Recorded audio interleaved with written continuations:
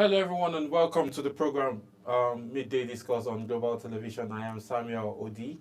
Many thanks for joining. On today's edition, we'll be looking at the economic mix, and as well, we'll be deliberating more on the policies by President Bola Ahmed Tinubu and the impact of all of these policies on Nigerians. You know, the Vice President of World Bank in the World Economic Summit that is actually happening here in Abuja. He says that Nigerians' reform policy is going to take about 10 to 15 years before Nigerians will start, benefiting from its dividends. So a whole lot of eyebrows have been raised up, a whole lot of questions being asked. So Nigerians will continue suffering like this. And then the World Bank also made mention that the monetary policy and then how tightened it is now is not even going to ease up anytime soon, given the fact that Nigerians that take loan will tend to pay much more on loan. That is, in terms of repayment, the interest rate is actually going to go up.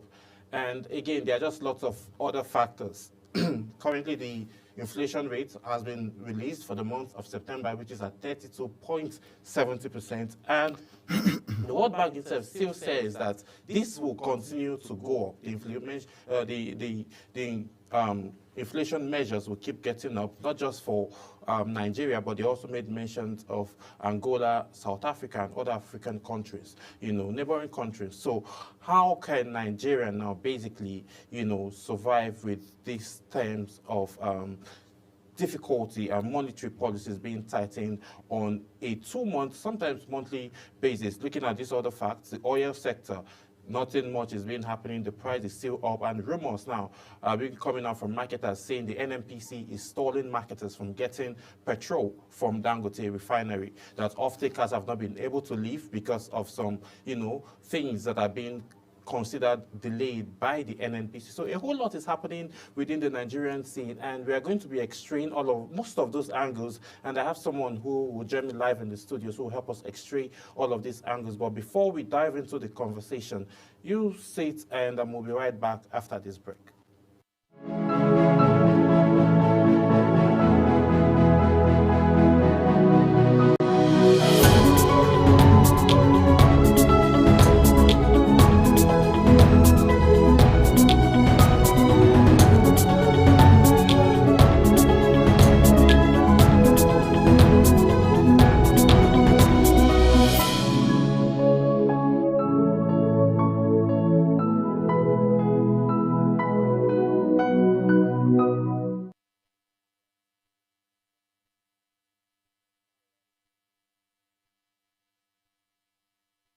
Yes, many thanks for staying with us. I have live here in the studio with me, Dr. Bartholomew Agbo Chenu, who is an elder statesman. Good afternoon, sir. Thank you for joining us on today's edition of Midday Discuss. You're welcome. Yes, so a lot has been happening within the scene, and the economic is not looking so good. Monetary policies being tightened, new policies, emerging on a daily basis. But what's your take on this present economic reforms of President Bola Ahmed Tinubu? I have said it a few times without number, that this government is not sincere with the citizens. They don't mean what they are doing. They have a low lot of other things, who are seen at their back, what they have in their minds to do in this present government. They have not exposed it to people. But what I know is that they are not sincere. So why do you think they are not sincere? Do you think there's a lot of secrecy going on between within this current administration? In the first place, yes, the chief helmsperson of the Nigerian nationhood came to governance with the idea of autocracy. That's number one. He came with the idea to rule the country, not to lead the country, to rule the country. I bring my ideas, I bring my minds, whether the citizens like it or not, is what I want to do that I'm going to do. That is the scenario he created for us. And to back my points up, at the inauguration day, the very inauguration day, when he had not yet stepped into the office, he removed the fuel subsidy. It's an anomaly.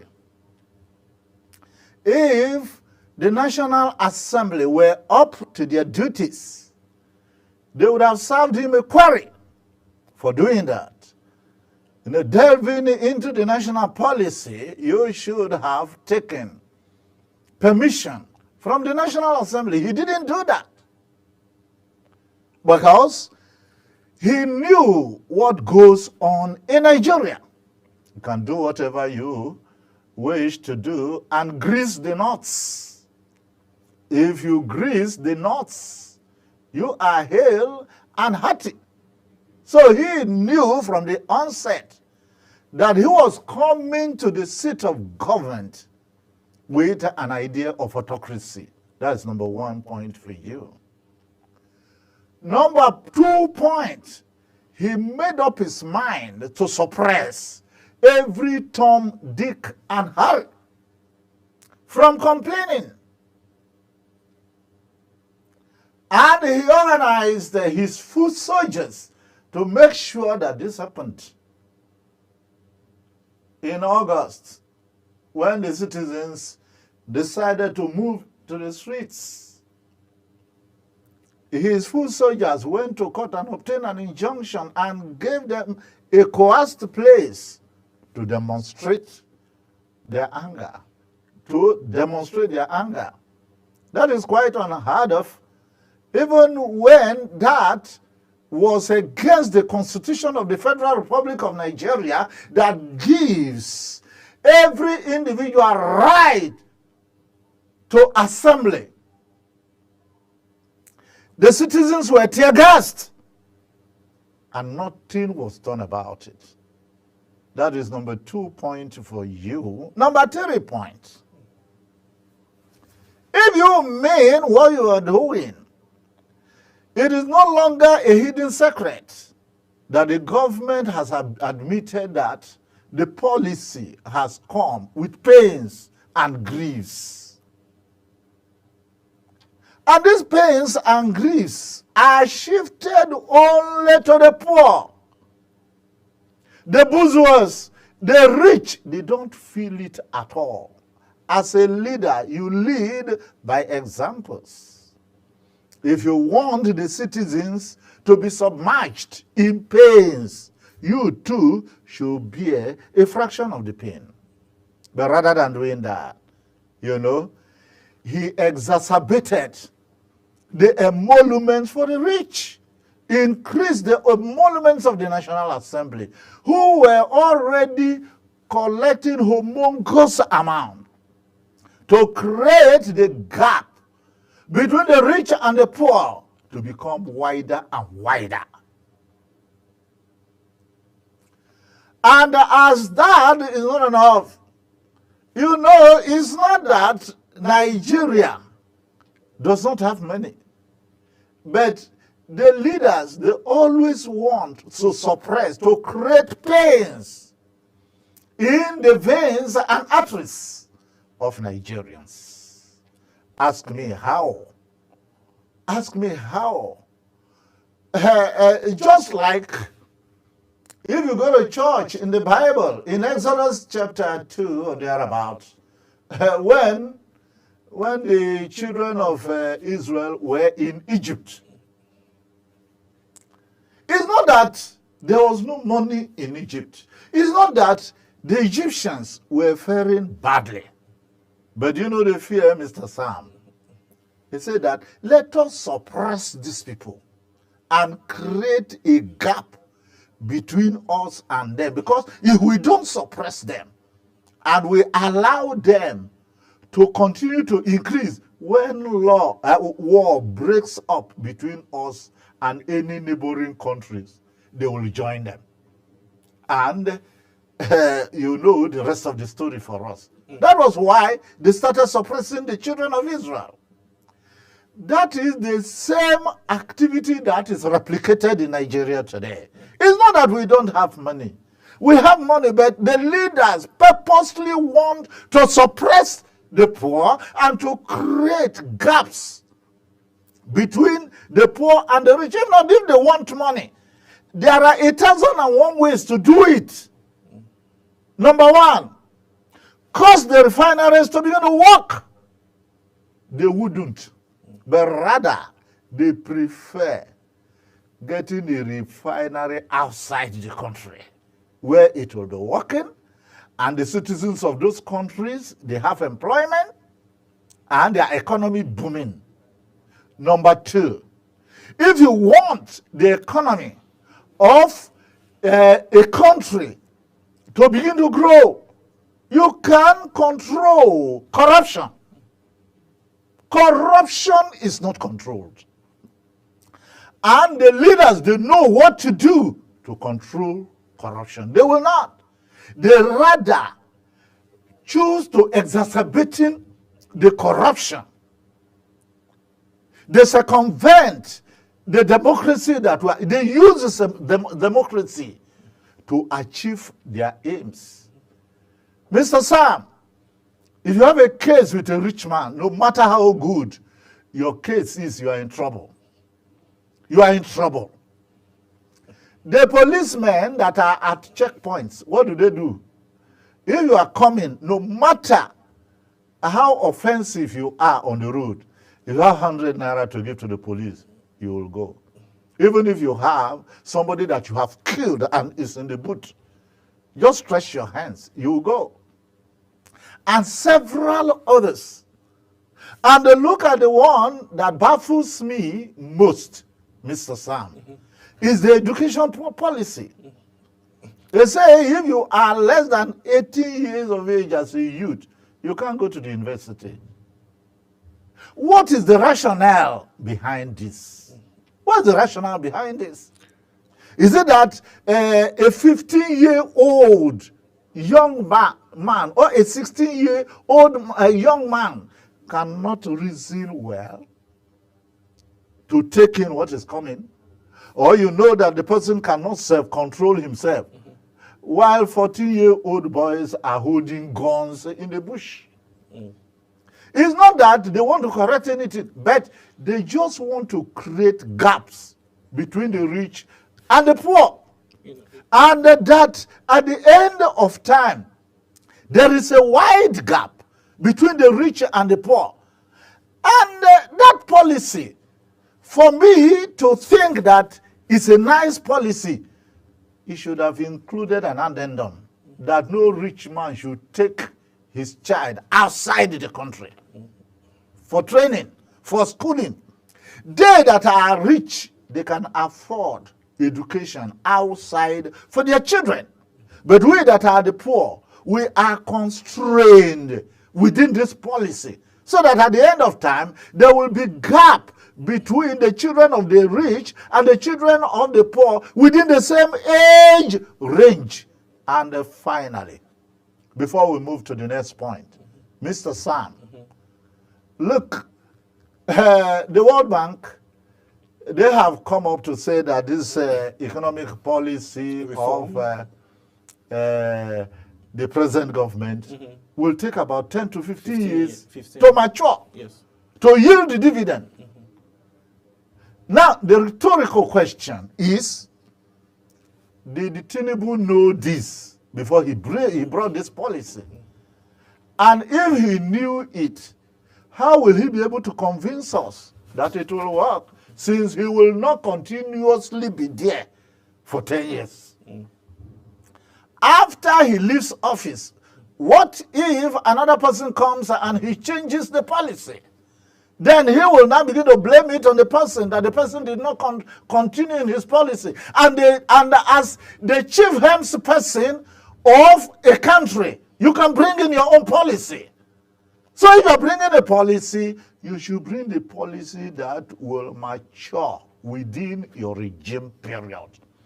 If you don't bring a policy that will mature within your regime period, then you are not doing the country that you are leading any good thing.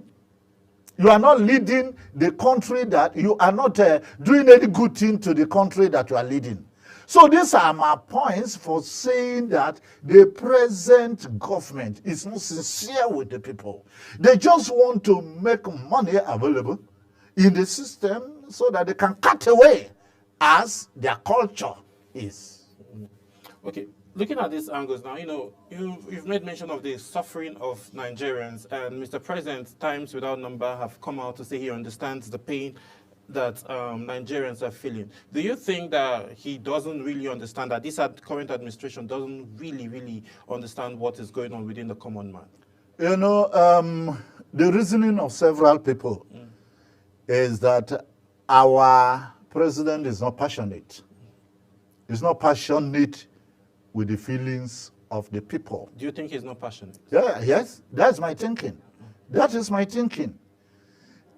His foot soldier, Wale Edun, the Minister for Finance, came up and said that the reforms, for sure, is painful. And they want us to continue in this pain for 10 years, for 15 years. Do you know how many people that are going to die? And if everybody dies, who will enjoy the dividend of your reforms? You don't know that the hardship is killing a lot of people. The hardship is killing a lot of people. If the hardship will not be able to yield the dividend within 1 year, 2 years, 3 years, and at most within the 4 years of your reign, why delving into it? Why delving into it? How do you think that every other person that is coming will be able to follow the pathway of your reform? No, even people that are in the same party with you, they are at liberty to bring their own policy, not to talk of when your party loses election. Yes. Or is it not possible? It's very possible. It's possible for your party to lose the election. Because if you are self-confident about yourself, you cannot be as confident as PDP in 2015. Of course, PDP, the way they were panting their chests that they were going to be in governance for the next 60 years. But it did not happen. Not to talk of the present APC, that there are loopholes everywhere. The crisis is on the height. So how do you assure yourself that you are going to be on that seat for the next 15 years? And if you are not going to be on that seat for the next 15 years, how are you sure that the person that is coming is going to continue on your policy? So I look at the whole thing as a mind game. Okay, let's look at this angle. You made mention of oil and then refineries outside Nigeria, and the ones we have here not totally working. But what's your reaction to the House of Representatives calling on Mr. President and ordering him to ask the NNPC to cushion the price of petrol? The House of Representatives, to the best of my knowledge, they are not sincere with what they are saying. You will ask me a question. How do you mean, doctor? They are not sincere. When the federal government said that the NNPC has been privatized, if it is really privatized, that means they are autonomous. On their own, they can make decisions. They can say what they want to do and what they don't want to do. And in that light, when the House of Representatives is calling on the president, they are trying to preclude the fact that the NNPC is answerable to the federal government. Yes. Is that true? And if it is true, then where is the privatization license? So the way Nigeria works is that they are full of deceit. The federal government has connection with NNPC, and the NNPC has connection with Dangote. What they want Dangote to do, that is what Dangote will do. And what the federal government wants the NNPC to do, that is what they will do. So the House of Assembly coming to call the attention of the chief helmsperson to reverse the price of petrol. It precludes the fact that the petrol hike is at the foreknowledge of the federal government. Let them not shift it to the NNPC, that it was the NNPC that increased the hike. And I'm hearing again, Mr. Sam, that the idea of leaving the off-taking of the petroleum products to every Dick and Harry within the Ipman pool is no longer functioning. Because I'm hearing the cry that the NNPC still is the sole off-taker of the petroleum product from Dangote. How do we reconcile this? Let us try to be sincere with ourselves for once if we must grow as a nation. You know, talking about growing as a nation and talking about the NNPC at the same light, you know, currently we don't know who the Minister of Petroleum is. You know, it's not on paper because from the previous administration, the former President Muhammadu Buhari was said to be the minister. Now, you know, lots of decisions are being taken, and it's whenever it comes with the NNPC, Mr. President Bola Ahmed Tinubu, you know, tends to frontline it and then be in the know, and then also make decisions, just like the Naira for Crude initiative that was created by him. So, do you think that he is Mr. President now, Bola Ahmed Tinubu is the Minister of Petroleum, and there's so much that he can do that he is not doing? Whether the president is the minister or not, or the place is vacuum, what we are used to knowing is that the president has a say, the overall say. As the minister, you are duty-bound to carry out the instructions of the president. Whether the president is the minister or there is no minister at all, we should know that activities are going on. What we are crying for is let them be merciful on Nigerians and do Nigerians good. Nigerians don't deserve what they are receiving from them. Well, before we move on, you made mention of this trying to win the next election, and you made mention of loopholes in the APC. Do you think with everything going on in this country, economic-wise, security-wise, challenges in all of these sectors, do you think that this government have done enough to want to run for a second term? When we talk in terms of politics in Nigeria, it does not backlash on what the incumbent government has done. To the best of my knowledge, and to the much that people say, election is not won by people that follow you, but it is won on the relationship between you and the electoral umpires. The electorates may go to the poll, results may be obtained, and it could be entirely different from what is announced. So, to the best of my knowledge, whether they do well or they don't do well, they can plan on the shoddy deals that they want to implore, to make sure that they are there by all means. Examples abound in the previous elections where people did not win elections and they were announced.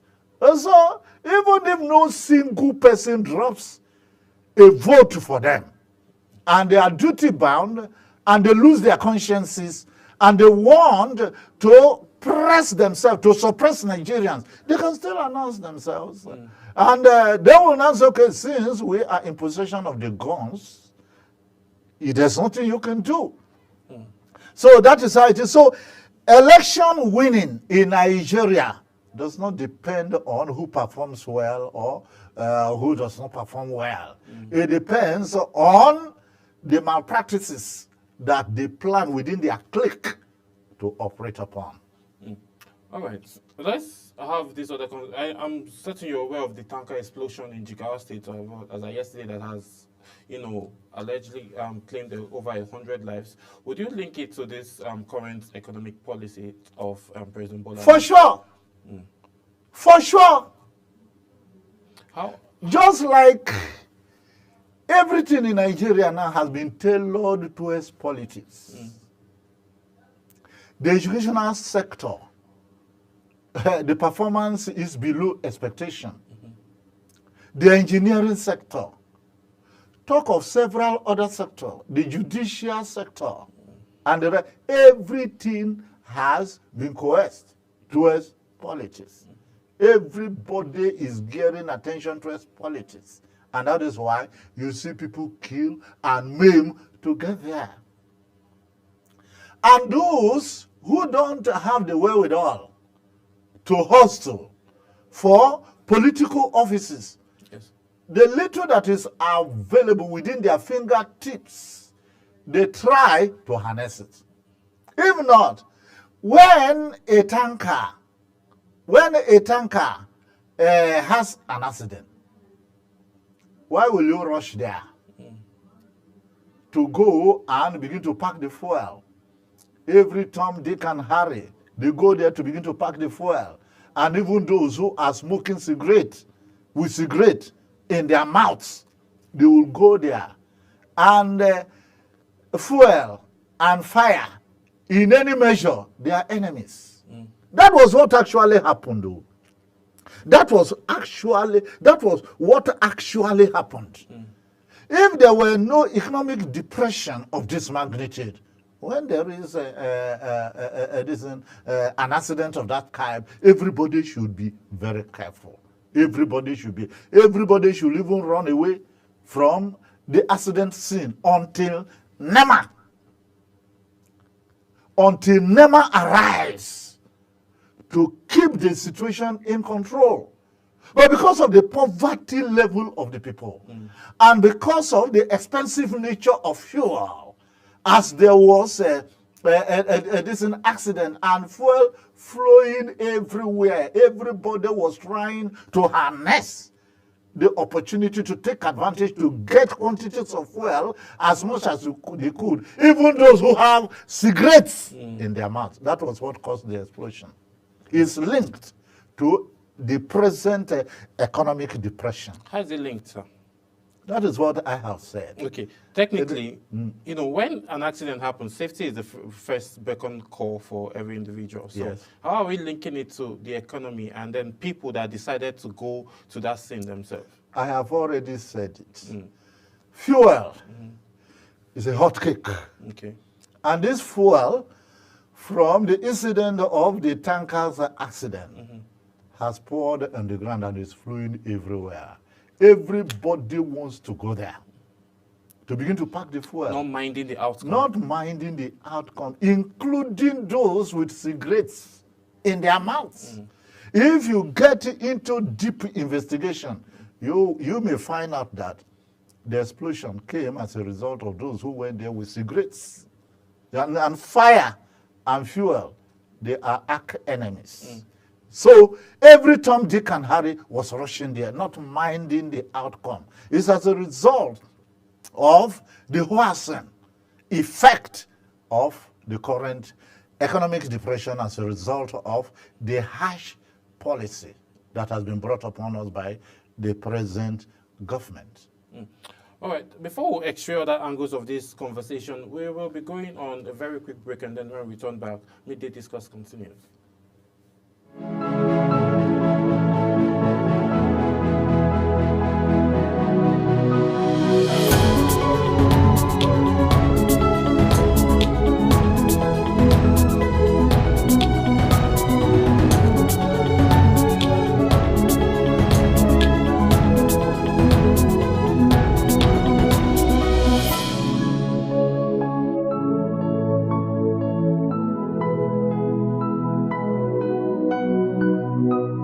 Time check. It's midday. Then it's Midday Discourse. Midday Discourse is a program that covers trending local and international news, current issues, and human-related topics. Join Samuel Odi weekdays 1 p.m. on Global Television. The discussion starts here.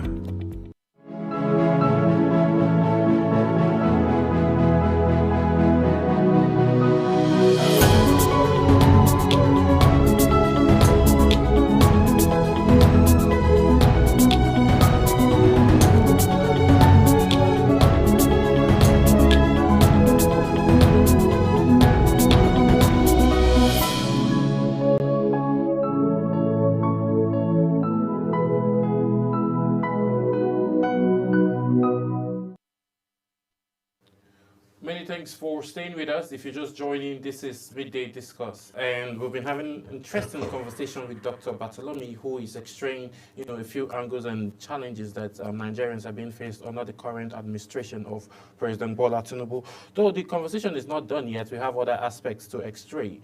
But before we get into other aspects of this conversation, Dr. Bartholomew, let's look at this angle of the whole incident happening currently in the country. What were you expecting Mr. President to do on the first day he assumed office instead of fuel subsidy removal? What would have been a better approach to him assuming office? A lot of things had been warring against the country, which the president was aware on assumption of duty. But he said he's not aware that the economy is this bad before he Number one, yes, insecurity. He was aware that insecurity was on the hype before he came. And this insecurity, as a matter of fact, has affected Nigerians in a very bad way. Like the herdsmen, this is sacking the farmers from the field. A lot of farmers, they don't go to the field. The little sum of food quantity that we have now are people who put lives in their hands and they go to the field. The federal government would have looked in that angle to make sure that every farmer is secured.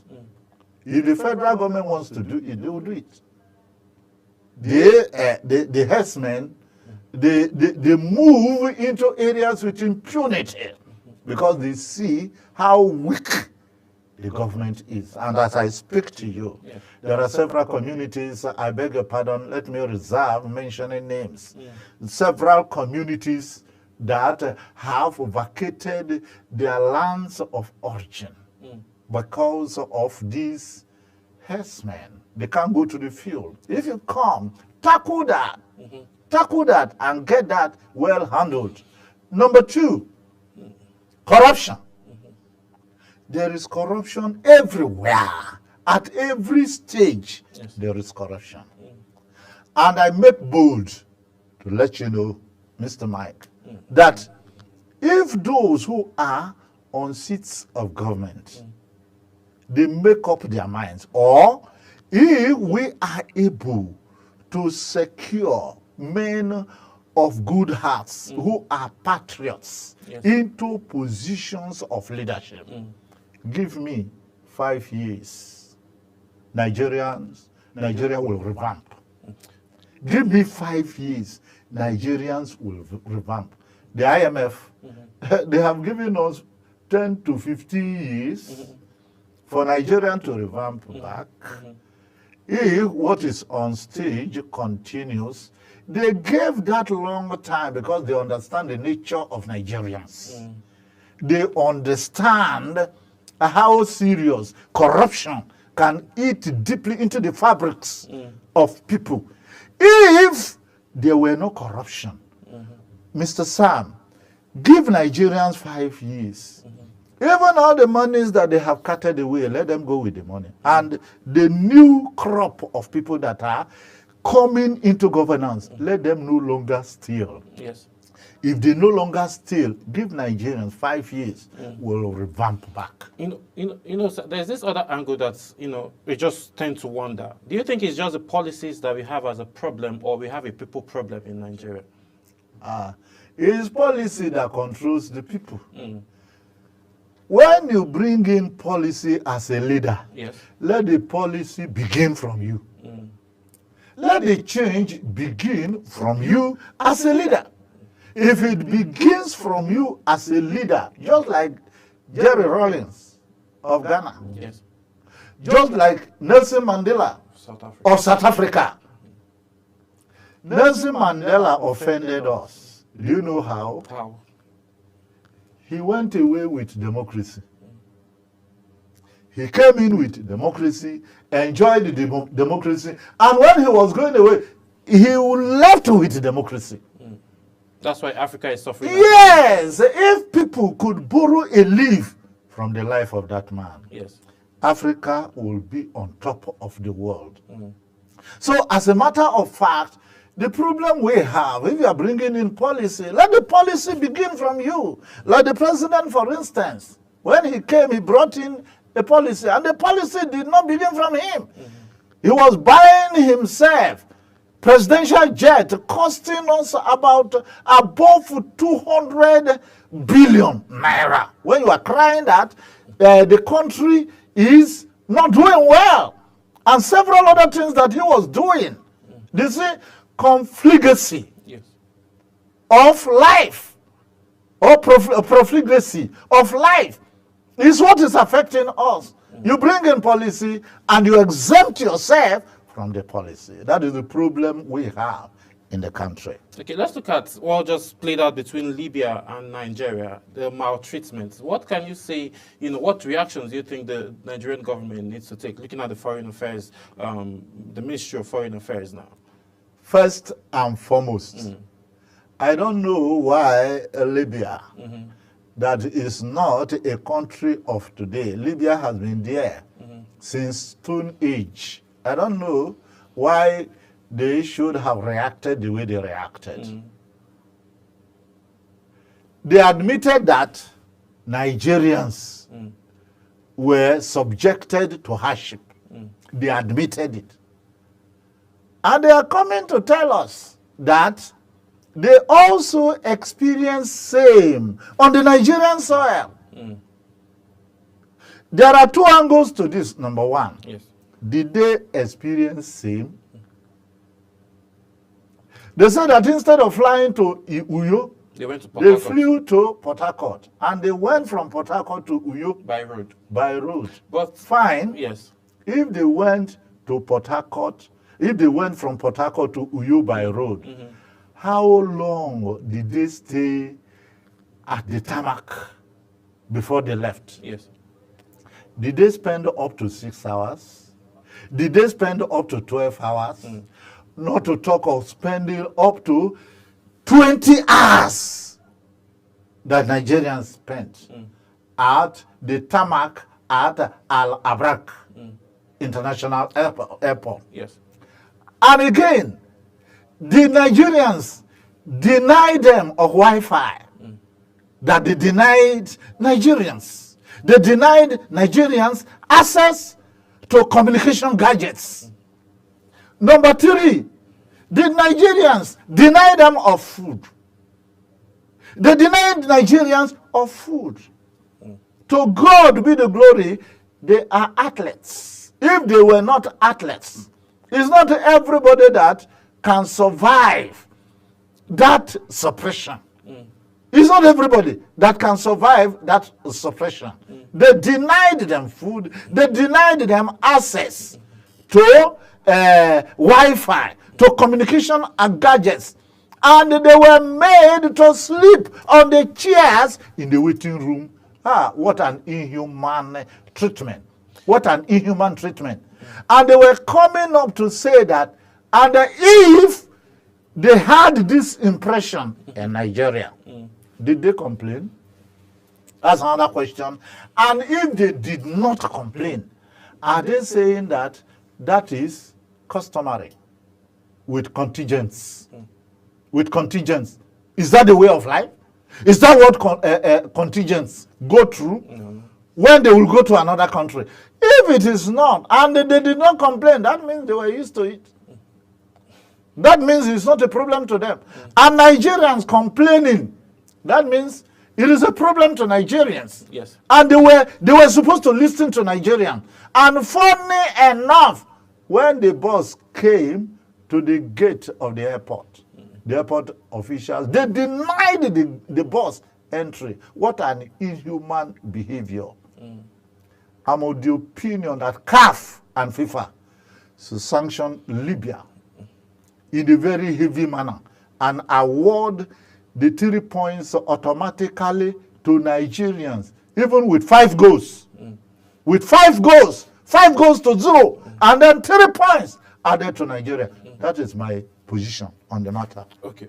Well, the Minister of Sports, Senator John Enoch, has commented on this severally that most of these decisions that we are taking of Libyans stopping in Port Harcourt and not flying direct to Uyo was a decision made by themselves, and they took that decision by themselves. And then when they were about to be lodged in the hotel so they can move the following day, they decided to leave late in the evening. That resulted them getting to Uyo late at night that same very day. But he also made mention that the NFF made provisions for, the Libyans, security provisions, vehicles for them to be able to move. And they also gave suggestion for them to use the same aircraft all the way to Uyo, but the Libyans decided to stay and take their own decision of going by road. With all of that being said, the CAF, CAF and the Football Federation in Libya, FIFA and every other person, investigations are going on to figure out what really transpired. But before, as we begin to wrap up today's edition of the program, Dr. Bartholomew, what advice do you have for Mr. President to help with all of these reforms, given the fact that his policy, as said or forecast by the World Bank, is going to take 10 to 15 years, which obviously we are not certain if he would be in power for that long, right? So what policies or what advice do you have with him if you're sitting across the table from President Bola Ahmed Tinubu, as an elder statesman that you are? What policies or what advice would you give him for a short time that he would be in office for the policies to be able to help and work out for Nigeria? If I am opportuned to be one-on-one with the president, I will advise him to be sincere with Nigerians. Because all these things that are happening, yes, as an academician, I cannot see sincerity in what is going on. I can't see sincerity.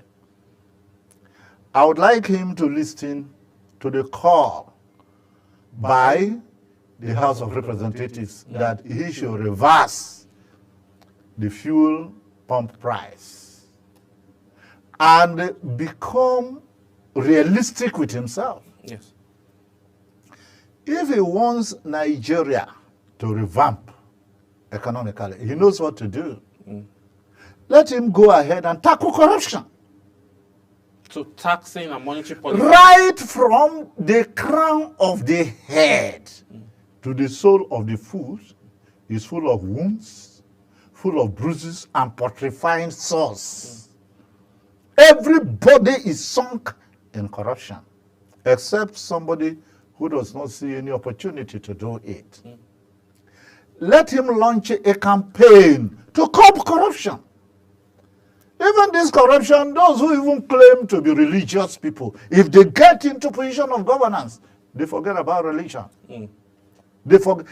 Corruption has eaten so deeply into the fabrics of every common Nigerian. Let him make up his mind and tackle corruption.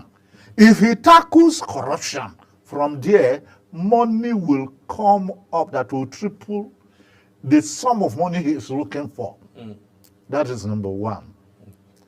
Number two, let him attack security. Let him attack security. All these bandits that are all around, they are not as equipped as other bandits in foreign countries.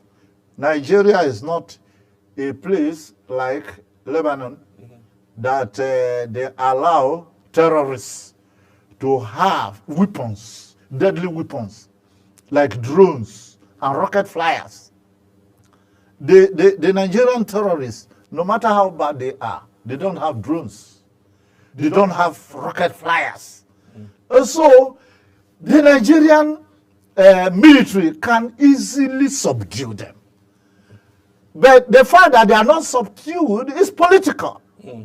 Hello? Yes. Are you with me? Yes. It's political.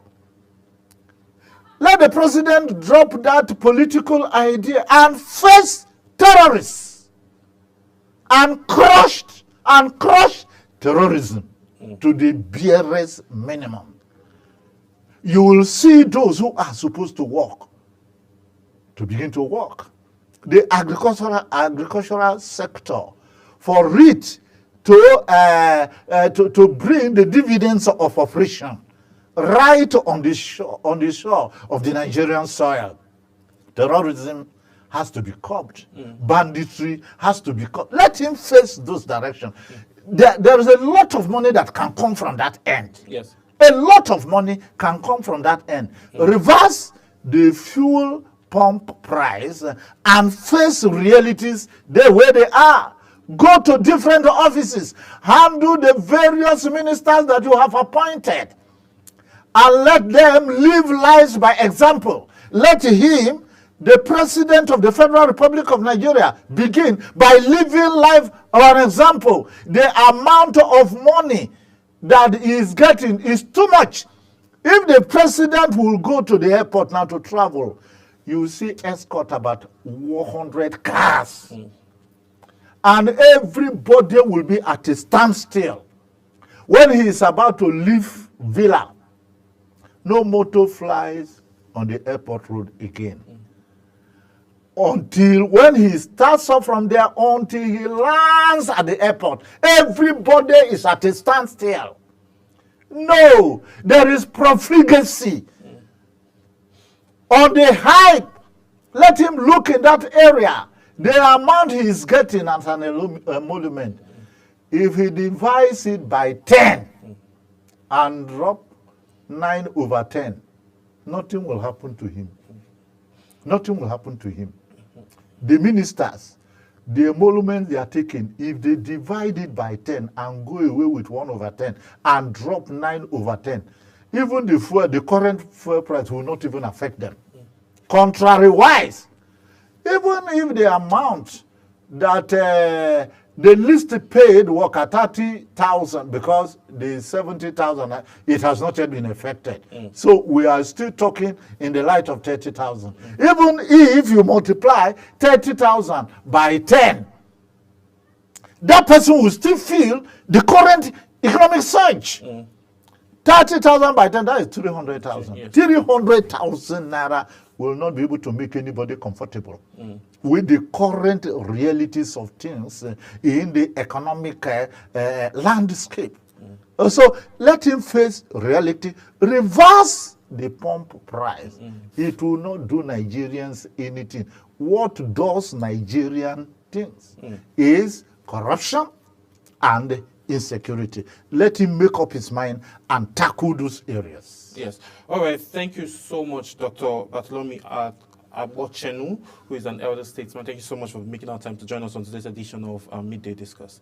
It's my pleasure. Yes, sir. And that's how much time will permit us to take on today's edition of Midday Discourse. The president is definitely doing all he can to help revamp the Nigerian economy, and we hope to see dividends of those work, because most analysts have argued that the policies are looking very, very good on paper. Implementation is actually very key, and we hope, Nigerians hope to see a whole lot of positivity coming out from all of these policies. Thank you so much for staying tuned with us today on today's edition. We'll see you again tomorrow. Bye for now.